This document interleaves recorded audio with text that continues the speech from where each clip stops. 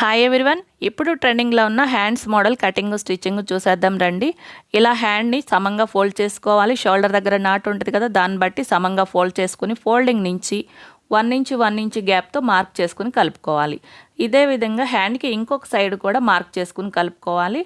అంటే మనకి ఫోల్డింగ్ నుంచి ఈ గ్యాప్ అనేది సమానంగా ఉండాలి రెండు వైపులా కూడా. మొత్తం గ్యాప్ వచ్చేసి 2 ఇంచెస్ వస్తుంది. ఈ 2 ఇంచెస్ గ్యాప్లో వేరే క్లాత్ వస్తుంది. ఈ లైన్ దగ్గర కట్ వర్క్ వస్తుంది. కట్ వర్క్ నేను మార్క్ చేసేసి ఆల్రెడీ ఫీజింగ్ మీద మార్క్ చేసి లైనింగ్కి యాడ్ చేసుకున్నాను.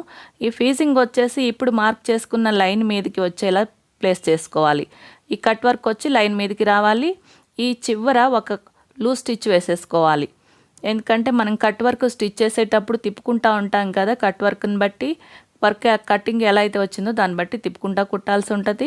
అలా తిప్పుకోవాలి అంటే మనకి ఈజీగా రాదు.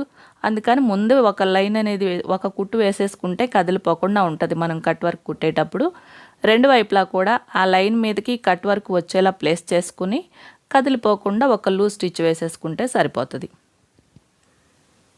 చూడండి, ఇలా వేసుకున్న తర్వాత కట్ వర్క్ ఎలా అయితే ఉందో సేమ్ అదే విధంగా కుట్టు వేసుకోవాలి. ఫీజింగ్ చుట్టూ వేసుకోవాలి. ఫీజింగ్ మీద వేయకూడదు, అలాగే ఫీజింగ్కి దూరంగా కూడా వేయకూడదు. ఫీజింగ్ చుట్టూ వేసుకోవాలి. రెండు వైపులా కూడా ఇదే విధంగా కుట్టుకోవాలి. కట్ వర్క్ ఎలా అయితే తిరిగిందో అలా కుట్టుకోవాలి.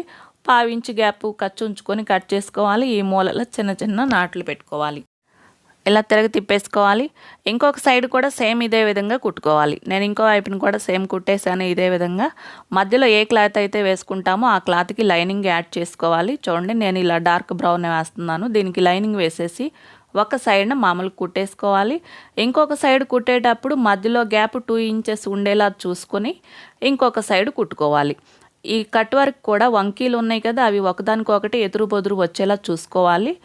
ఈ క్లాత్ని రెండు వైపులా మామూలుగా ఒక లూజ్ స్టిచ్ వేసేసుకుని యాడ్ చేసిన తర్వాత ఈ కట్ వర్క్ చుట్టూ కుట్టుకోవాలి. రెండు వైపులా కూడా అలాగే కుట్టుకోవాలి. కట్ వర్క్ వచ్చినప్పుడు ముందు ఒక లూజ్ స్టిచ్ వేసేసుకున్నాం అనుకోండి, కట్ వర్క్ కుట్టడానికి ఈజీ అవుతుంది.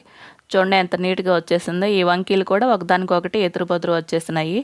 అదేవిధంగా ఈ గ్యాప్ కూడా రెండు వైపులకి ఒక సమానంగా రావాలి, అంటే సెంటర్కి రావాలి. ఈ సెకండ్ క్లాత్ వచ్చేసి మధ్యలో బటన్స్ అవి వేసుకోవచ్చు, లేదా ఏమన్నా చిన్న వర్క్ అయినా చేసుకోవచ్చు. చాలా నీట్గా ఉంటుంది.